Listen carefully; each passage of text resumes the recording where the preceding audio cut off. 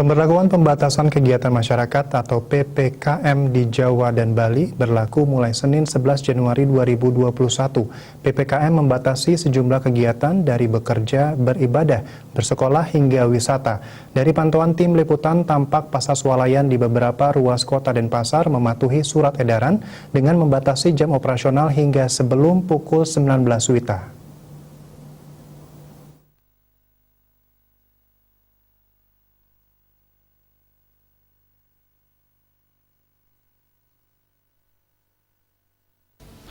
Peraturan pelaksanaan PSBB Jawa Bali tersebut salah satunya tertuang dalam Instruksi Menteri Dalam Negeri Nomor 01 Tahun 2021 tentang pemberlakuan pembatasan kegiatan untuk pengendalian penyebaran COVID-19.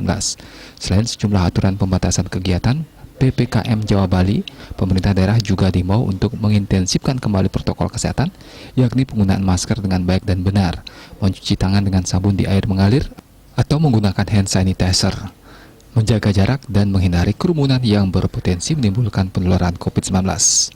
Dari pantauan di lapangan, tampak pasar swalayan di Denpasar mematuhi aturan pelaksanaan PPKM dengan mengurangi jam operasional hingga pukul yang ditentukan, yakni 21.00.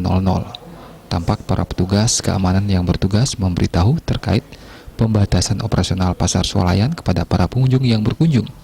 Para pengunjung pun sebagian besar sudah mengetahui bahwa pelaksanaan PPKM hari pertama ini dan segera pulang setelah berbelanja sebelum pukul 21.00 WITA.